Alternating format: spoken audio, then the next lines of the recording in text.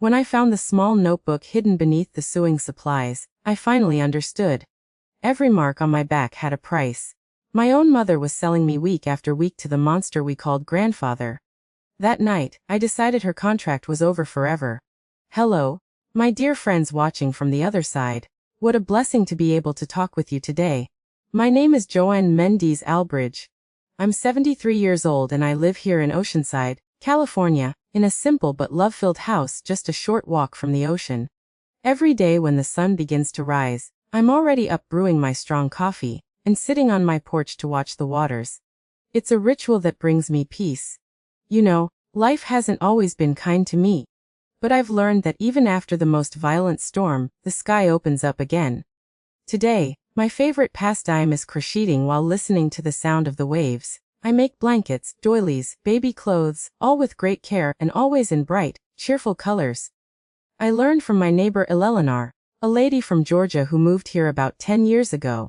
She taught me to use the needle when my hands started getting too painful with arthritis. Crocheting isn't just a hobby, it's therapy. Each stitch I make is like sewing back together the pieces of my life. And when I give a blanket to a young mother or baby clothes to someone in need, I feel like I'm giving a little bit of the love that took me so long to find in life.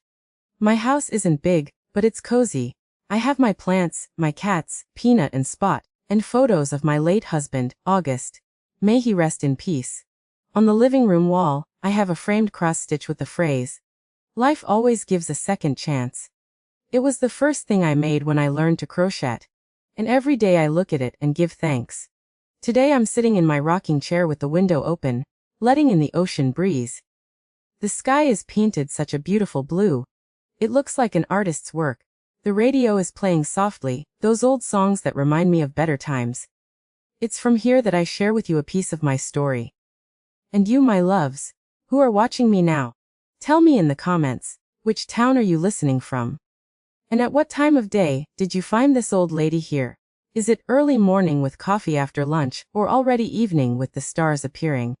I always read all the comments, and I'm so happy to know where you're from, and when you take time out of your day to listen to my stories.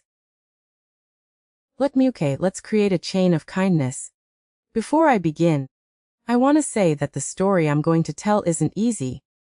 It's about the worst kind of betrayal. The kind that comes from those who should protect us. It's about discovering that sometimes love has a price, and that not all mothers were born for that title. But it's also a story of survival, and how even in the deepest darkness, life still holds good surprises for us. I was born in Millville, a small town in southern Pennsylvania, in a small but airy house with a yard full of apple and cherry trees. My father, Gerald Albridge, worked at the town's railroad station. He was a quiet man, a man of few words, but I remember how he smiled when he saw me running to greet him after work. My mother, Martha Mendes Albridge, was a seamstress. She spent her days bent over her sewing machine, making dresses and alterations for the town's ladies. She had skilled hands and a face that had once been beautiful, but always seemed tired, even when she smiled. It was just the three of us. My mother had complications during my birth and couldn't have more children. Sometimes I think that's why she never looked at me with that love you expect to see in a mother's eyes. As if I had stolen from her the chance to have the big family she dreamed of. Our house was simple but cozy. The hardwood floor creaked when we walked, and the blue windows were kept open in summer to let in the breeze from the creek. In the living room, we had a big old-fashioned radio where my father listened to baseball on Sundays. In the kitchen, a wood stove that made everything smell of good smoke and home cooking. I slept in a small room with a window that faced the apple tree. And I often fell asleep with the scent of blossoms keeping me company. My childhood routine was like that of any other girl from a small town in the 1950s. I woke up early, helped my mother sweep the yard and feed the chickens, then went to the public school where I studied until I was 14. On the way, I passed by Mr. Oliver's general store, who always gave me candy or a piece of taffy. On the way back, I played with the other neighborhood children, Teresa, Sebastian, Dorothy, and Edward. We ran around, played hopscotch, jumped rope, and only went home when the sun began to set, and mothers called from windows. When it rained, I stayed home helping my mother with sewing. She's the one who taught me my first stitches, how to thread a needle, how to hem. Every woman needs to know how to sew, she would say. It's a way to defend yourself in life. My father didn't talk much, but he was affectionate in his own way. On Sundays, he would take me for ice cream in the town square after church, and he would listen to my stories as if they were the most important thing in the world. Once a year, usually in July, we would travel by train to Lancaster to visit an aunt. Those were the best days of the year. But I remember there was something strange in the air of our house. Even as a child, I could feel it.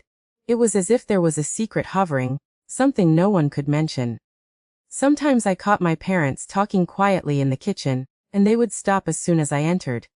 My mother had days when she barely looked at me as if she was angry at my existence. And my father, so gentle with me, treated my mother with a coldness that frightened me. Things really started to change when I was about 12. My father began coming home later and later from work. The smell of alcohol on his breath got stronger and more frequent. The arguments with my mother became louder, more bitter. She accused him of throwing money away, of not caring about the family's future. He replied that he worked like a condemned man and deserved a little relief. It was around this time that I started hearing the name of my maternal grandfather, Horace Mendes.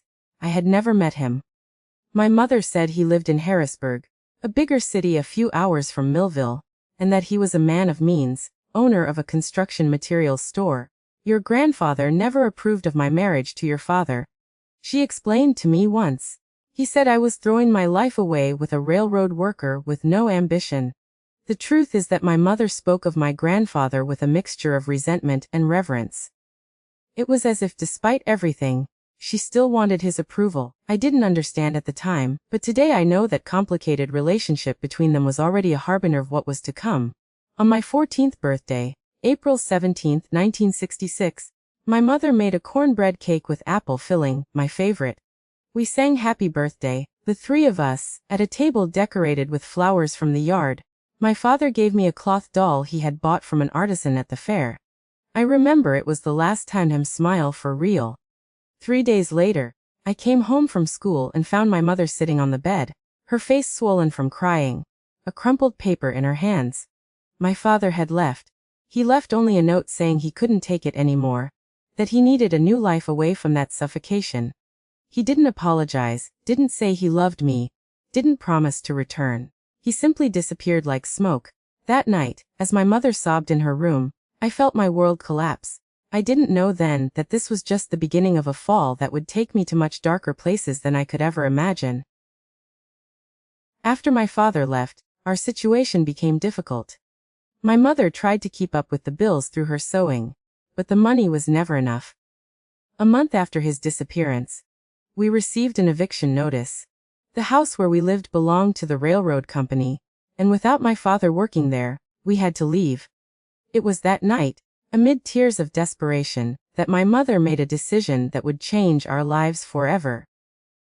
"We'll have to go to your grandfather's house in Harrisburg," she said with a voice that mixed shame and resignation. "Oh, I have no other option." I remember the knot that formed in my throat. "But Grandpa doesn't like us," I argued. "You always said he didn't approve of your marriage." My mother held my shoulders firmly, her eyes fixed on mine. "Listen well, Joanne. Your grandfather is a difficult man, but he has means.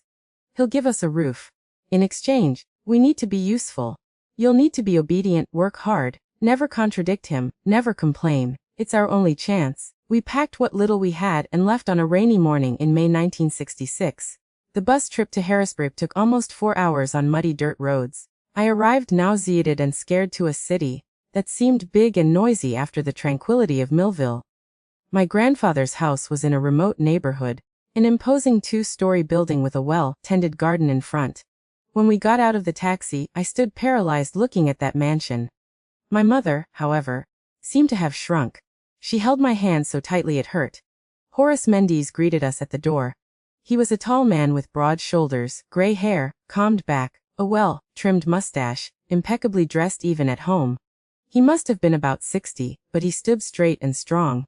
His eyes, the same shade of green as my mother's, were as cold as well water. "So, you finally returned," he said to my mother without a hug, without a smile. Then his gaze fell on me. examining me from head to toe like someone appraising merchandise. "And this is the girl?" It wasn't a question, but my mother answered anyway. "Yes, father. This is Joan. She's too skinny," was his comment before turning and entering the house, expecting us to follow. We were installed on the second floor. My mother got a small room next to the stairs, and I was placed in a room at the end of the hallway, far from all the others. "It's better this way," my mother explained later. "You're a young lady now.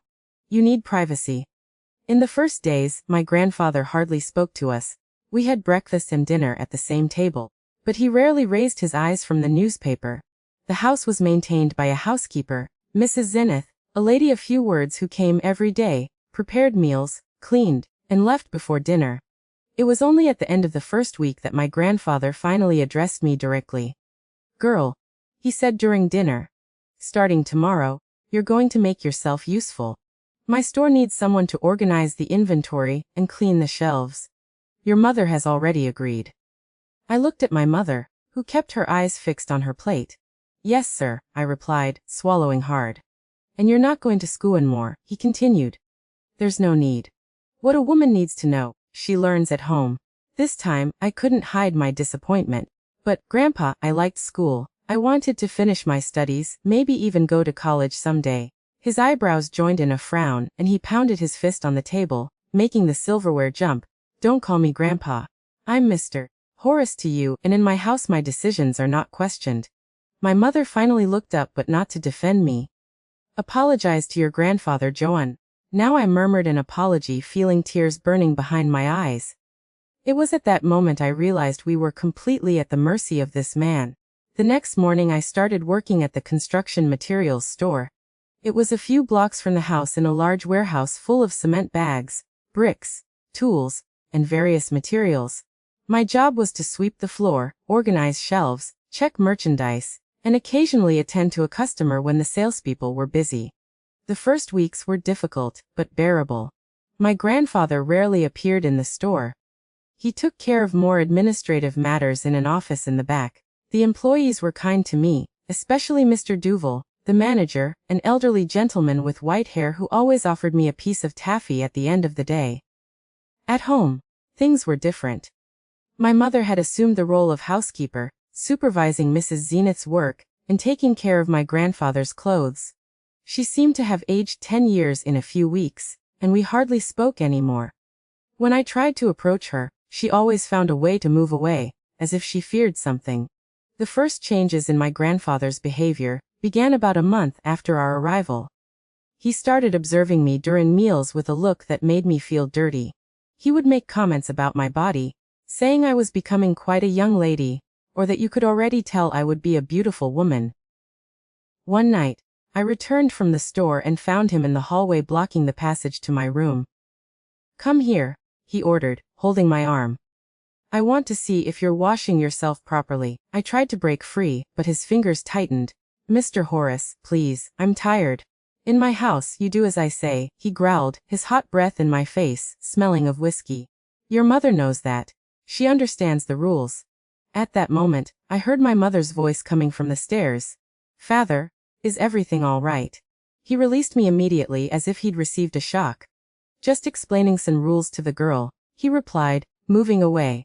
"She still has a lot to learn." Later, I knocked on my mother's bedroom door, trembling with fear. I told her what had happened, the insinuations, the way he looked at me. She listened in silence, her face an expressionless mask. When I finished hoping for consolation, protection, anything a mother should offer, she only said, "Be thankful we have a roof, Joanne. Endure in silence. It's better not to contradict your grandfather." "But Mom, the way he looks at me. I'm afraid of what he might do." She looked away, her nervous hands smoothing a dress she was ironing. "Your grandfather is a respected man in the city. He took us in when no one else would. If we want to stay, we have to follow his rules." "What rules are those?" I asked with a chill in my stomach. "The ones he determines," she replied, still not looking me in the eye. "Now go to sleep. Tomorrow you have to wake up early to go to the store." I returned to my room that night feeling completely alone. I locked the door, and pushed the dresser against it, but still couldn't sleep. Every creak of the house made me tremble, imagining footsteps in the hallway. the door knob turning. The next morning, I found a key in my dresser. It wasn't the key to my room. I already had that one. It was a different key, older. When I asked my mother about it, she pretended not to know anything. It was Mr. Duval at the store, who explained. That's the key to the basement of Mr. Horace's house, he said with a worried look. He ordered you to clean there this afternoon instead of staying at the store. I felt my stomach sink. The basement. I didn't even know there was a basement. There is, he replied, lowering his voice. It's where the boss keeps old things. But be careful, girl.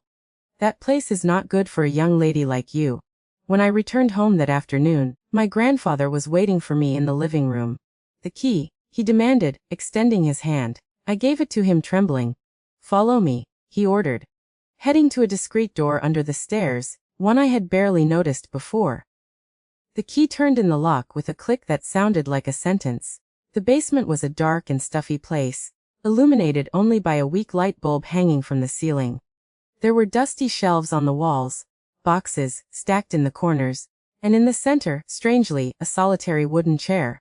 Your first job here, said my grandfather, closing the door behind us, will be to learn discipline. It was that afternoon, in the silence of that basement, that the true hell began. He didn't touch me in the way I most feared, not that day.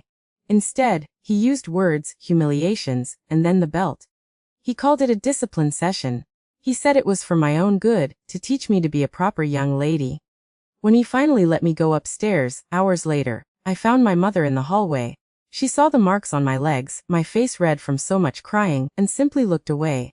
Go take a bath, she said, as if I had just returned from a normal day of work. Dinner will be served in an hour. That night, I understood that I had no one to protect me. My mother, the person who should defend her daughter tooth and nail, had delivered me to a monster in exchange for a roof over our heads.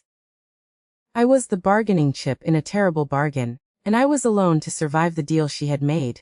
The discipline sessions became regular, once a week, always on Thursdays when Mrs. Zenith had already gone.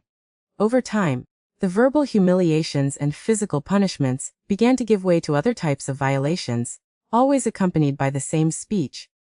This is for your own good. Your mother knows and agrees. In my house, these are the rules. And my mother, even seeing the signs, the empty eyes with which I returned from that basement, the bruises I tried to hide, never interfered. Be thankful we have a roof, she repeated like an empty mantra. Endure in silence. The years dragged on in that house like a chronic disease. What began as weekly sessions in the basement soon spread to other moments, other places. My grandfather would find pretexts to call me to the office in the store when there was no one around.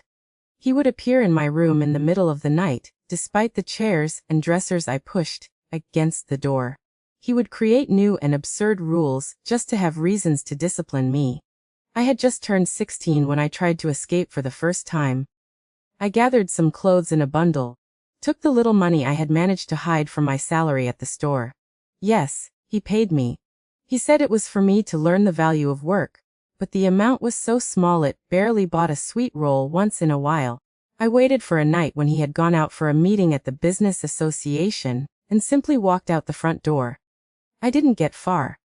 At the bus station, while trying to buy a ticket to anywhere, I felt a heavy hand on my shoulder. It was my grandfather's driver, Acius, a quiet man who always looked at me with a mixture of pity and fear. Don't do this, girl, he said, gently taking the money from my hands. It will make things worse. He has friends everywhere. He would find you before the bus left the city. I returned home crying silently. My mother was waiting in the living room, her eyes red, her hands wringing a handkerchief. Why, Mom? I asked when we were alone. Why do you allow him to do this to me? Why don't we run away together? She shrank as if I had hit her. You don't understand, Joanne. We have nowhere to go. The world out there is harder than you imagine. Worse than here. Worse than what he does to me in that basement. Her answer chilled me to the bone. At least here we'd have food on the table and a roof over our heads. Out there, she let the phrase die, but her look said it all. Out there was uncertainty, poverty, hunger. When my grandfather returned that night, I was called to his office. I expected the worst, the belt, the humiliations, maybe even worse. Instead he was calm, almost gentle.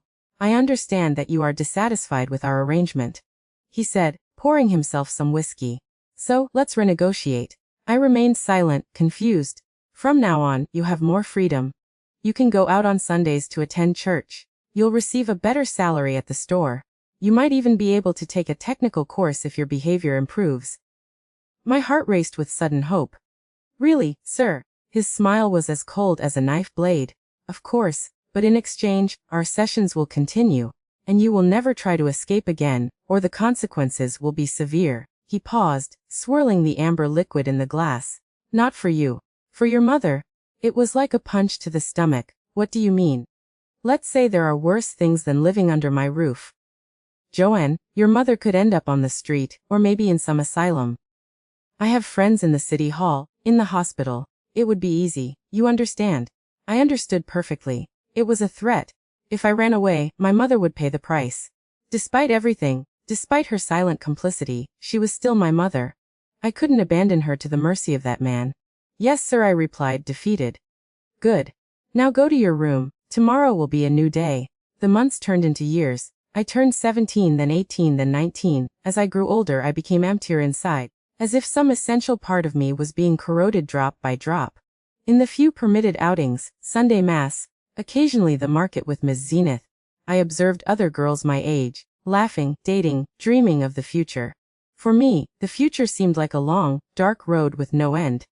At the store, Mr. Duval tried to protect me as best he could. He would invent tasks that kept me away from my grandfather's office.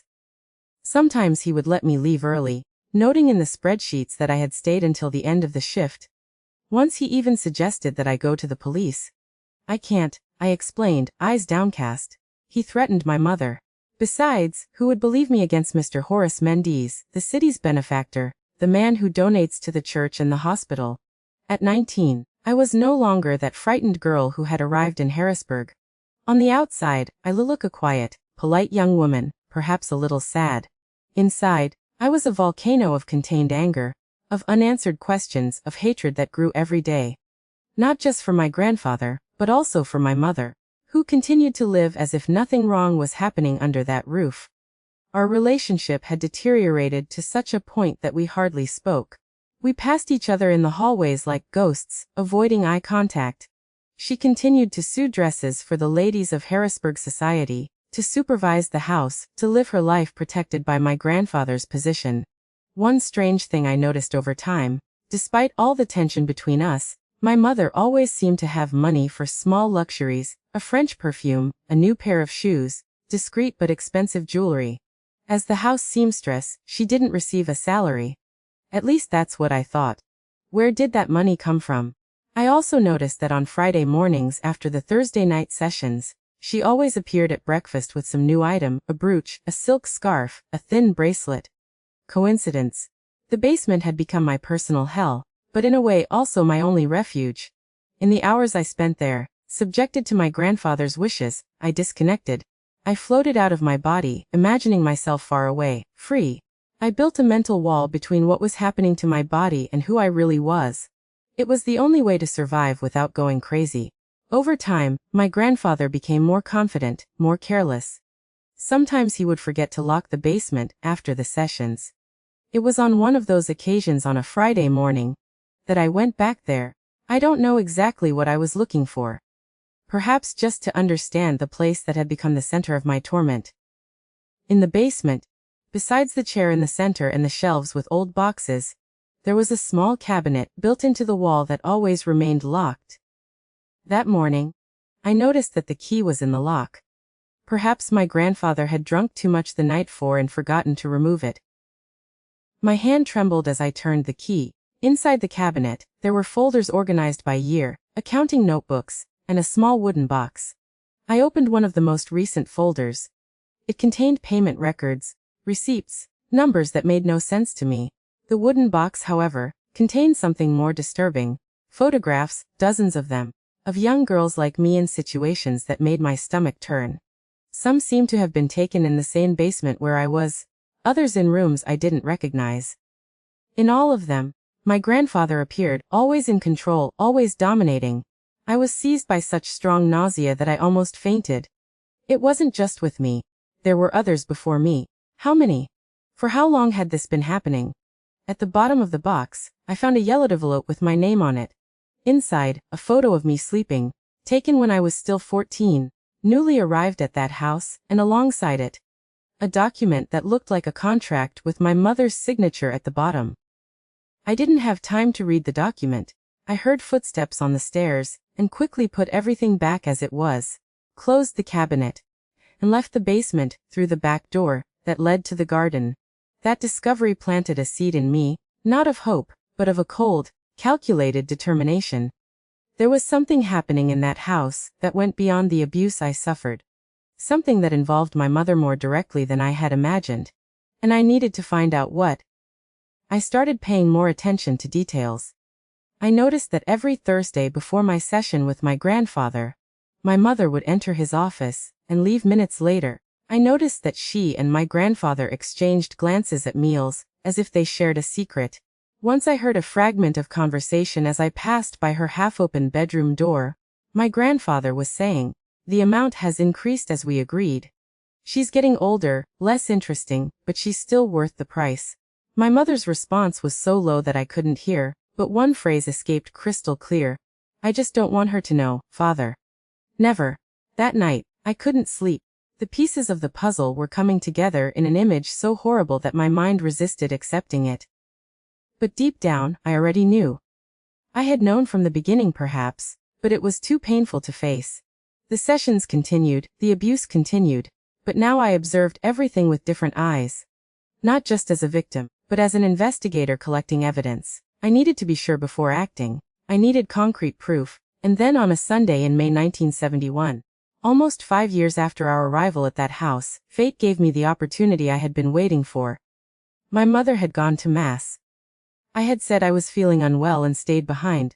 My grandfather was on a business trip to Philadelphia where he would spend 2 days. It was my chance.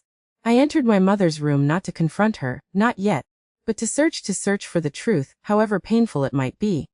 I rummaged through drawers, looked under the mattress, searched the closet. Nothing. I was about to give up when I accidentally knocked over the sewing box that sat on the dresser.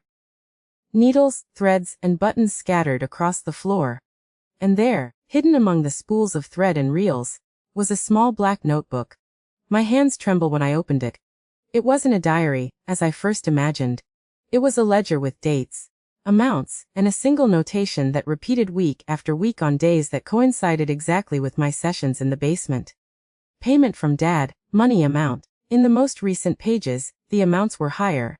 Next to some entries, there were small notes: increase for behavior, birthday bonus, extra for the whole night. The world stopped spinning. There it was in black and white, proof of what I already suspected deep in my soul. My mother was not a helpless victim of circumstances. She was not a passive and frightened accomplice. She was a dealer, a businesswoman of horror. My grandfather paid his own daughter, my mother, for the privilege of abusing me, and she in return pretended not to see, repeated her empty mantra, "Be thankful we have a roof," and collected small luxuries bought with the price of my dignity, my innocence, my soul. I sat on the floor of the room, the notebook open in my lap, the proofs of my market value scattered around me like a silent accusation. I didn't cry. The tears had dried up long ago. In their place, a glacial clarity was born. A determination that crystallized my heart like a black diamond. At that moment, I understood that there was no salvation for me in that house. There was no possible redemption for what had happened. There was only one inescapable truth. I was property, a commodity, a business agreement between father and daughter. And like all merchandise, I had a price. The Sunday I found the ledger stretched out like a slow-motion nightmare, I carefully put the small notebook back in the sewing box exactly as it was, and arranged all the scattered spools and needles. Then I went back to my room and waited. I waited with a calm I had never felt before. It was as if something inside me had died or perhaps been born. Something cold and hard and relentless. When I heard my mother return from Mass, I didn't go to meet her. I stayed in my room, sitting on the edge of the bed, hands folded in my lap, thinking not about how to escape, not about how to take revenge, but about how to bring justice. Because now I understood that it wasn't just a matter of escaping that house. It was a matter of reckoning. The next day, Monday, proceeded like any other. I went to the store, organized shelves, served customers, smiled politely when necessary. Mr. Duval commented that I seemed different. There's something in your eyes today, girl. Something that worries me. I'm fine. I replied automatically. I just didn't sleep very well last night. In fact, I hadn't slept at all. I spent the entire night planning, calculating, considering every detail of what I needed to do. The idea had emerged complete in my mind. I would wait for my grandfather to return from Philadelphia on Tuesday. And on Wednesday, when he was rested and ready for business, I would act. The plan was simple. While my grandfather was at the store in the morning, I would pretend to be sick and stay home. I would take the notebook from my mother's sewing box and take it directly to the Harrisburg police station. I would tell everything to the sheriff, show the evidence of the perverse commercial agreement, and then finally I would be freed from that hell. It was a good plan, logical, rational. It had just one flaw. It assumed that the justice system of a small city would work against a powerful man like my grandfather. It assumed that someone would believe the word of a 19-year-old girl against that of the bected businessman Horace Mendes. It was Mr. Duval who unwittingly made me see the problem. During a break at the store, he commented about a girl who had tried to report the mayor's son for assault. Poor thing, he said, shaking his head. She ended up being the one arrested for slander and defamation. The sheriff is the mayor's buddy. You know how it is. Small city, concentrated power. It was like a cold shower. Of course, my grandfather had friends in the police. Of course, he had already taken precautions against possible complaints. It was no wonder he kept those photos of other girls locked in a cabinet. It was his insurance. His guarantee that if he fell, he would take other powerful men with him. I returned home that night with my plan in ruins. We had dinner in silence, me, my mother, and my grandfather freshly returned from his trip. He seemed in a good mood, talking about business closed in Philadelphia, about a new contract with the city hall to supply material for the construction of a school. And you? He said suddenly, looking at me with that cold smile. I have a surprise for you on Thursday. Something special. I felt a shiver run down my spine. Surprise, sir. A gift for your years of services rendered. Perhaps a new dress. What do you think, Martha? Doesn't your daughter deserve something pretty once in a while? My mother smiled, a smile as fake as his. Of course, father. Joanne will look beautiful in a new dress. I then realized they were planning something. Some new humiliation. Some new aspect of abuse that I hadn't yet experienced. The gift was just a disguise for something much worse. That night, lying in my bed, staring at the ceiling, I made a decision. I wouldn't wait until Thursday to find out what surprise my grandfather had in store for me. I wouldn't try official justice, which clearly wouldn't work in my favor. I would deliver justice myself in my own way. On Tuesday night after dinner, my grandfather announced that he needed to take care of some matters and went out. It was common for him to spend a few hours out on Tuesdays, usually at meetings of the business association or playing cards with friends at the club. I waited until I was sure he wouldn't return so soon. Then, with a surreal calm, I knocked on my mother's bedroom door. May I come in? I asked when she opened. She seemed surprised. It had been months, perhaps years, since we had a real conversation. Of course, daughter. Did something happen? I entered and closed the door behind me. She was sewing as always. The sewing box open on the bed. Threads and buttons organized in small compartments. The little black notebook wasn't visible, probably hidden in its hiding place among the spools. I need to show you something, I said, keeping my voice neutral. I went to the sewing box and without hesitation pushed aside the spools of thread. I took the notebook and opened it directly to one of the most recent pages where the latest payments were recorded. Her face pallid instantly. Her eyes, so similar to my grandfather's, widened in shock, then narrowed in fury. Where did you find this? She hissed, trying to snatch the notebook from my hands. I backed away, holding it firmly. That doesn't matter. What matters is what's written here. You don't understand anything, she said, her voice trembling. You don't know what you're talking about. I understand perfectly, I replied, my voice strangely calm. I understand that each session in the basement had a price. That each humiliation, each abuse I suffered in these 5 years was carefully recorded and paid for. That my own mother sold me to her own father week after week. It wasn't like that, she shouted, advancing toward me. You don't know what I went through, what I had to do to keep us alive. Keep us alive, I repeated incredulous. Or keep you comfortable. Because I don't see any survival necessity that justifies these records. I pointed to a specific note. Bonus for the whole night. What kind of mother charges a bonus for the abuse of her own daughter? She tried to slap me, but I was prepared. I held her wrist in the air, surprising us both with my strength. Years of working in the store, carrying cement bags and boxes of tools had given me muscles she didn't expect. Let me go, she demanded. Not until you admit it, I insisted. Admit that you knew everything, that you participated in everything, that you profited from everything. And what if it's true?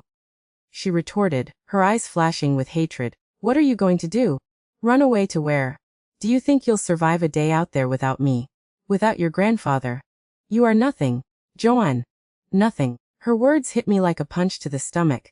Not for the cruelty. I was already used to cruelty, but for the truth they carried. What would I do? Where would I go? Who would believe me? I released her wrist and backed away. She smiled, thinking she had won. That's right. Now, give me back that notebook and go to your room.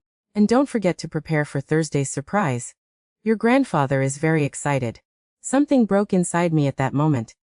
It wasn't a collapse. It was a liberation, as if the last chain that bound me to some sense of normality, to some hope of reconciliation, had finally broken. No, I said, my voice firm. What? She asked. Confused. I'm not going to my room. I'm not going to wait for the surprise on Thursday. I'm not going to continue in this commercial contract that you established. She laughed, a high-pitched and unpleasant sound. And what are you going to do? Report me? Report your grandfather? No one will believe you. No one. You're right. I admitted, still holding the notebook. No one would believe my word against that of you too, but this notebook. I leaped through the pages full of dates, values, notes. This notebook tells a very different story. Fear began to replace arrogance in her eyes. What are you planning, Joanne? Justice, I replied simply. She advanced again, trying to snatch the notebook from my hands. Give me that. We struggled. A surreal battle between mother and daughter for the physical record of a betrayal that could never be erased. She was older, but I was stronger, hardened by years of heavy work and suffering. I don't know exactly how it happened. Maybe she tripped. Maybe I pushed harder than I intended. Her head hit the corner of the dresser with a dull sound, and she fell dazed. A thread of blood ran down her temple. She looked at me, her eyes wide, not with pain, but with pure hatred. You're going to regret this, she hissed, trying to get up. I'll tell your grandfather. He'll send you to a reformatory or worse. It was at that moment that I realized there was no way out. Not for both of us. The cold logic that had settled in me since the discovery of the notebook reached its inevitable conclusion. One of us would have to go so that the other could live. At that moment, I didn't see my mother. I saw the woman who sold me, and I decided that her contract was over. I used the hands she gave me to silence the mouth that lied to me my whole life. I felt nothing as I did it. No anger, no remorse, no hesitation. It was like being outside my body, watching someone else execute the movements. When I finished, the room was silent except for the ticking of the clock on the wall. My mother lay motionless on the floor, her eyes open in eternal surprise. The black ledger fallen by her side, an open page showing the latest transaction, payment from Dad, 500, preparation for special surprise. I sat on the edge of the bed, my hands stained with the blood of the woman who gave birth to me, and felt nothing. An immense void where there should have been panic, regret, any human emotion. It was as if I had ceased to be human in that basement years ago and only now realized it. Time passed. Minutes or hours, I can't say. Finally, I got up, went to the bathroom, and washed my hands. I returned to the room, took the notebook, and put it in my dress pocket. Then, with the same surreal calm, I went downstairs to the phone in the living room. I dialed the police station's 3 numbers, which I had memorized days before. Harrisburg Police Station, answered a sleepy voice. I need to report a crime, I said, my voice firm. In Mr. Horace Mendez's house, 47 Acacia Street. I just killed my mother. The arrival of the police was like a scene from a slow-motion movie. First, the sirens in the distance. Then the headlights illuminating the windows of the room, where I waited, sitting in an armchair, the black notebook secure in my hands. When the police came in, There were 3 men in impeccable uniforms led by Sheriff Nestor Rodriguez, a gay-haired man I knew by sight, always greeting my grandfather with deference in the streets of Harrisburg. His eyes widened when he saw me. "Miss Joan, was it you who called?" "Yes," I replied calmly. "My name is Joanne Albridge. I just killed my mother, Martha Mendes Albridge." The silence that followed was as dense as fog. The police exchanged confused glances, clearly not knowing how to react to my calm.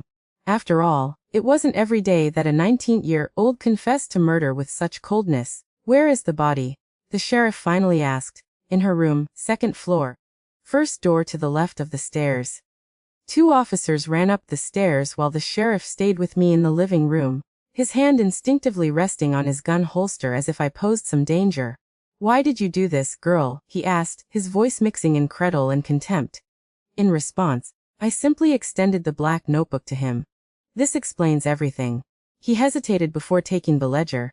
He leafed through some pages, his forehead progressively furrowing as he deciphered the records. "What is this?" "It's a record of payments," I explained, my voice still strangely calm. "My grandfather, Horace Mendes, paid my mother for the privilege of abusing me weekly for 5 years. The sheriff powled, closed the notebook forcefully, and placed it on the center table as if the object burned him. "Wait here," he ordered, going up the stairs after the other officers. I was left alone in the living room for a few minutes that seemed like hours. I heard muffled voices upstairs, frantic movement. Finally, the 3 officers came down, their faces a mixture of shock and discomfort. "Joanne Albridge," the sheriff said formally, "you are under arrest for the murder of Martha Mendes Albridge." I offered no resistance when they put the handcuffs on my wrists, nor when they led me to the police car parked in front of the mansion, under the curious gaze of neighbors gathering on the sidewalks. At that moment, despite the handcuffs and the murder charge, I felt strangely free. It was only at the police station during the formal statement that I began to understand the complexity of the situation I was in. Sheriff Nestor now looked at me differently, not with contempt, but with a kind of cautious perplexity. "We're going to record your statement," he said, turning on a recorder. "I want you to tell me everything from the beginning." And so I did. I told about my father's departure, the move to my grandfather's house, the first discipline sessions in the basement, the years of continued abuse, the discovery of the ledger, the confrontation with my mother. "And where is your grandfather now?" the sheriff asked when I finished. "In Philadelphia on business. He should return tomorrow." He turned off the recorder and remained silent for a long moment, as if pondering his next words. "You know this doesn't change what you did, right? You confessed to homicide." "I know," I replied simply. But he continued, looking at the notebook now on his desk. "This explains a lot." He got up, walked to the window, and stood looking at the street, his hands crossed behind his back. "I've heard rumors about your grandfather over the years. Nothing concrete, nothing that would justify an investigation, but rumors." He turned to me, his face now decided. "I'm going to assign a lawyer for you, and I'll arrange for your grandfather to be detained for questioning as soon as he returns to the city." I was taken to a cell in the police station itself. Harrisburg didn't have a women's prison, and I was too young to be placed in the local male penitentiary. The cell was small, cold, with only a thin mattress on a concrete base. But after years of sleeping in a room that had become a prison, that cell seemed almost like a refuge. The next morning, I met my lawyer, Dr. Irene Botelho, a middle-aged woman with keen eyes and an expression that revealed nothing. She interviewed me for hours, asking detailed questions about everything that had happened in the last 5 years.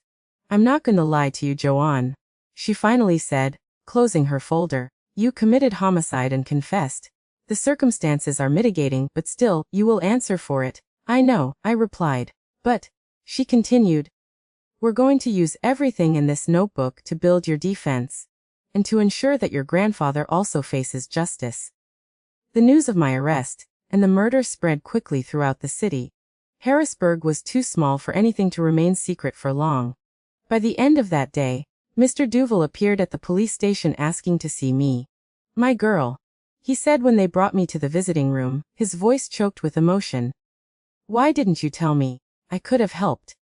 "You couldn't have done anything," I replied, feeling for the first time since the murder a lump in my throat. "No one could." He shook his head, his eyes watery. Maybe you're right, but I want you to know that you're not alone. I'll testify in your favor. I'll tell everything I saw in those years, the bruises, the fear in your eyes, the times he called you to the office. And you came back different. His testimony was just the first. In the days that followed, as the investigation progressed, other people came forward. Mrs. Zenith, the housekeeper who had noticed the bruises and heard the screams. A doctor who had once attended to me when a session went too far and I needed stitches. Even some of the girls in the photographs, now adult women, with their own horror stories to tell. My grandfather, Horace Mendes, was arrested upon returning to Harrisburg. At first, he denied everything, using his influence and his status in the city to try to suffocate the scandal. But the evidence was plentiful. The ledger, the testimonies, the photographs found in the basement. The trial took place 6 months later, not in Harrisburg, where my grandfather's influence was still strong, but in the capital, Philadelphia. It was an event that attracted the attention of the state media. The Harrisburg Monster, they called my grandfather. As for me, opinions were divided. For some, I was a cold murderess. For others, a victim who had been pushed beyond the limits of the bearable. The verdict came after 3 days of deliberation. My grandfather was sentenced to 30 years in prison for sexual abuse of a minor, rape, false imprisonment, and a list of other crimes that spanned decades.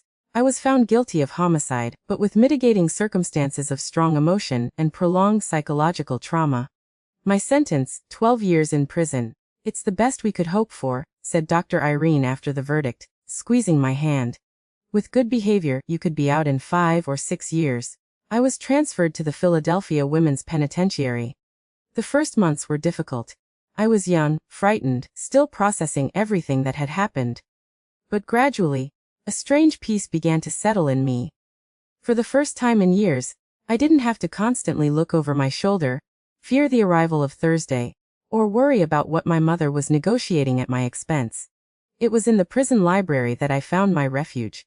I began to read everything I could: literature, history, mathematics. One of the guards, Mrs. Eunice, noticed my interest and began to bring me extra books. Study, she encouraged me. When you get out of here, you'll need to rebuild your life. Time went by. I turned 20, then 21, then 22. My grandfather died in prison during my 3rd year of detention. A heart attack, the newspaper said. I felt nothing when I heard the news. Neither relief nor satisfaction nor sadness. It was as if he had been dead to me for a long time. With 4 and 2 years of sentence served, I received the news I was hoping for. Due to good behavior and participation in the prison's educational programs, I had been approved for the semi-open regime. I could leave during the day to work and study, returning at night to sleep in the institution. I got a job at a small publishing house, reviewing texts. I also enrolled in a technical accounting course. Ironically, my years organizing the inventory at the construction materials store had given me a talent for numbers and organization. It was on an afternoon in May 1977, exactly 6 years after that fateful night when I found the ledger, that I was finally released on parole. I was 25 years old, had no family, few friends, and an uncertain future ahead.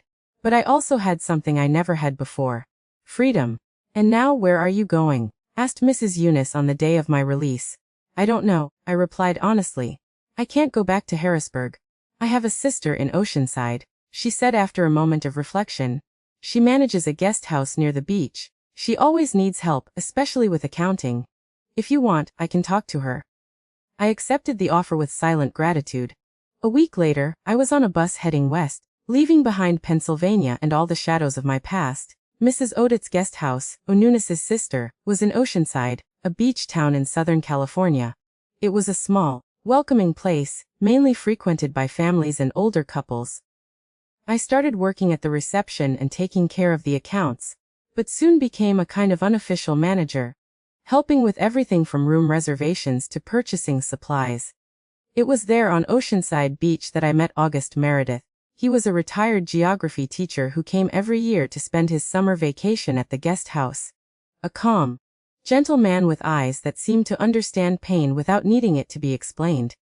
Our friendship began with casual conversations during breakfast. He would lend me books, tell me about his travels, ask me questions about the area and the best places to visit, even though he knew it better than I did.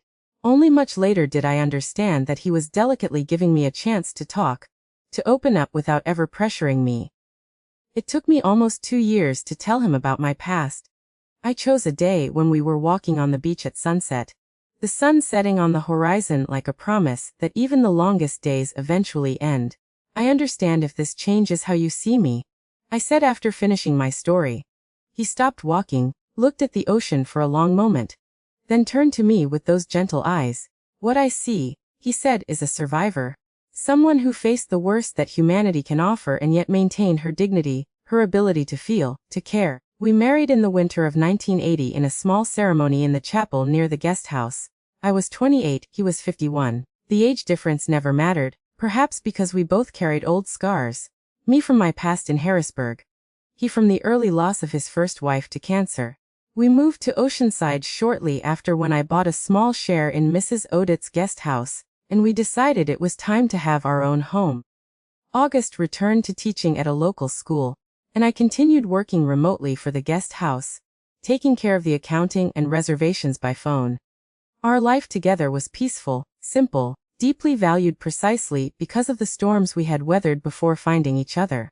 We never had children, a decision of mine that August respected without questioning. But we had each other. Our home by the sea, our books, our long conversations on summer nights. August passed away in 2015 after a brief battle with pneumonia. He was 86 years old and departed peacefully, holding my hand. My Joanne, he whispered in his final moments, you gave me the best years of my life. And now here I am at 73 sitting on this porch in Oceanside, looking at the sea and telling you a story that few know. A story of darkness, yes, but also of light. The light I found when I least expected it, at a bus station, in the gentle gaze of a stranger who offered coffee and a new beginning. Today, my life in Oceanside has the quiet rhythm that only age and hard-won wisdom can bring. I wake up early with the first rays of sunlight entering through my bedroom window. It's a habit I acquired in prison and never lost. I learned to value daylight, every minute of it. My little house is only 3 blocks from the beach. It's not big or luxurious, but it's my refuge. It has a front porch where I placed a rocking chair made by a local craftsman. It was in this chair that August and I spent so many afternoons, talking, reading, simply existing together in the comfort of shared silence. After he passed, I thought about moving. The house seemed too big, too empty. But then I realized that the memories we have together are impregnated in every corner, every wall. And unlike the memories of my childhood which for so long I tried to forget, these are memories I want to preserve, relive, embrace. My daily routine is simple, but it brings me deep satisfaction. After breakfast, usually a cup of strong coffee, homemade bread, and seasonal fruits. I go for a walk on the beach. The doctor says it's good for my arthritis, but I would do it even without the medical recommendation. There's something in the sound of the waves, in the vastness of the horizon, that cleanses the soul. When I return, I usually spend a few hours crocheting. I learned this art from a lady I met in prison more than 50 years ago. At the time, it was just a way to occupy my hands and mind. Today, it has become a passion. I make blankets, doilies, baby clothes, all with bright and cheerful colors, the opposite of that dark basement that for so long was my nightmare. Once a week, I take my creations to the craft fair that takes place in the center of town. I don't need the money. The guest house in Oceanside, of which I'm still a partner, provides me with a modest but sufficient income. I sell more for the pleasure of seeing my pieces finding new homes, new purposes. I have few friends, but good ones. My neighbor Theodore, a widowed gentleman like myself, stops by almost every day for coffee and a game of dominoes.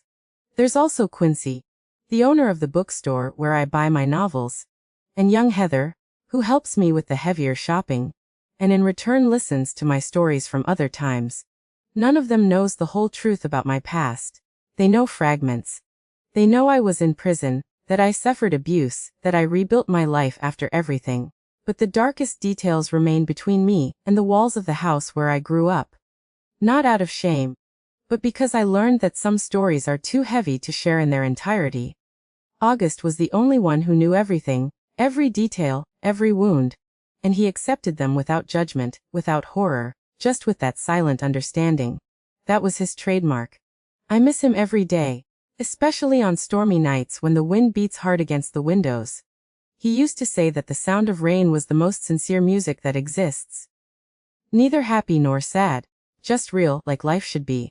Even in his absence, I maintain our small rituals. On Sundays, I prepare the fish stew he loved so much. On full moon nights, I sit on the porch with a glass of wine, as we did together. On his birthdays, I plant a new flower in the backyard garden. I already have 10 different species, each marking a year without him. Loneliness exists, of course, but I learned the difference between being alone and feeling lonely.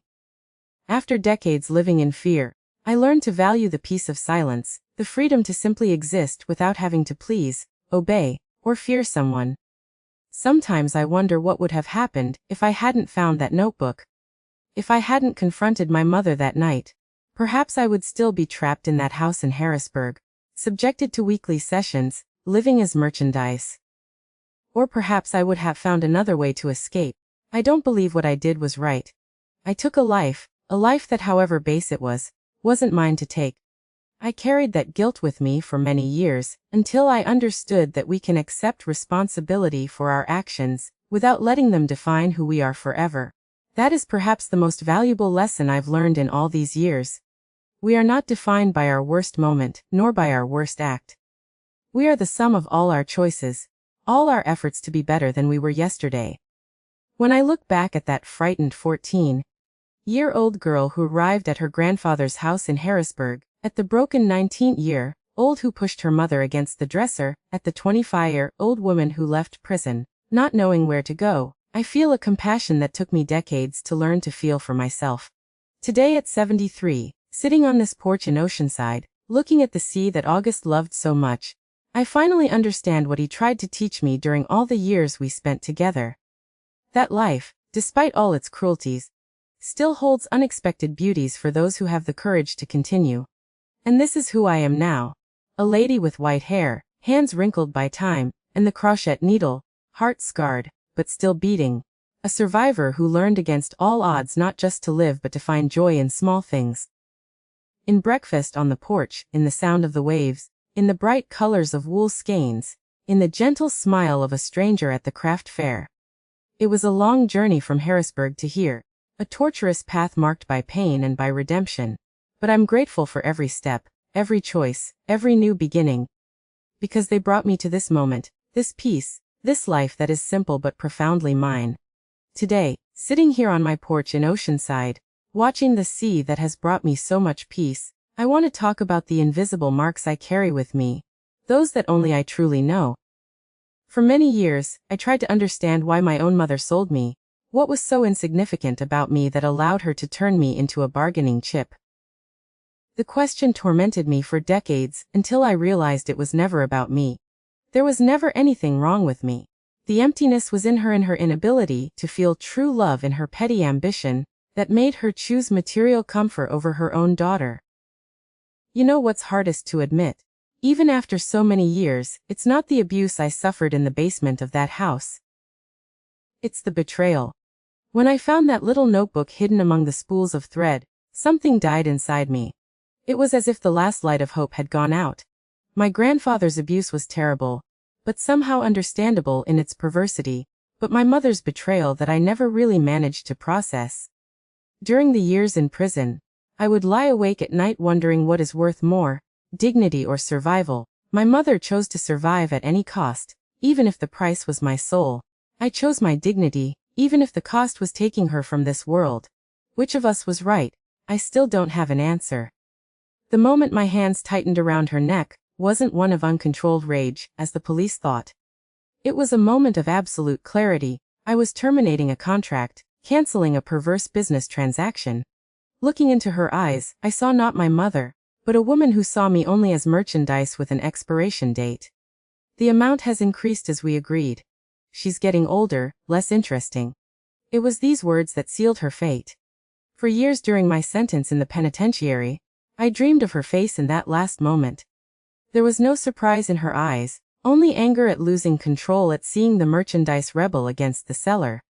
I never saw regret, never saw love. And that is perhaps what hurts the most to this day. The act of killing someone changes you forever. I carry this burden every day. I'm not proud of what I did, and I don't regret it either. It was an act born not of malice, but of desperation, of self-preservation.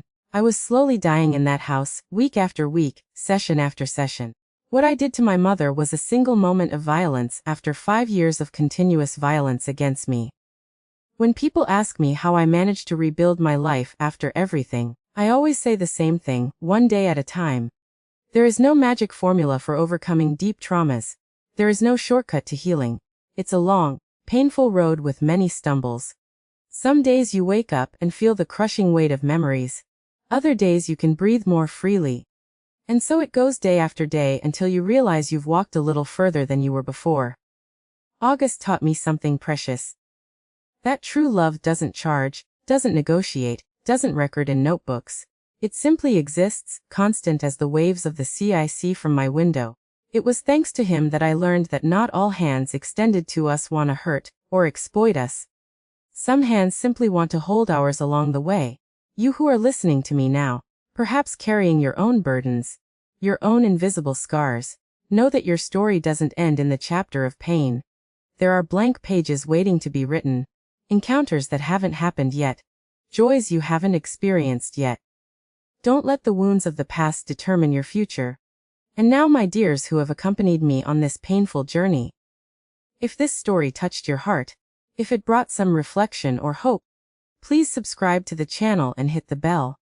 Each subscription is a way of saying that stories like mine matter, that they need to be heard so that other Joannes don't remain alone in their basement of pain.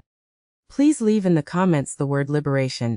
Only those who watched until now will understand the true weight of that word for me. It was what I desperately sought for 5 years in Harrisburg, and what I finally found, albeit through paths I never imagined traveling. Do it now. Don't wait another minute. God bless and protect each one of you. And remember, no matter how deep the darkness, there is always a path to the light. I found mine. You will find yours too. If you enjoyed this story from Grandparents' Tales, don't forget to like and subscribe. I'd love to know where you're watching from, so please share that in the comments below.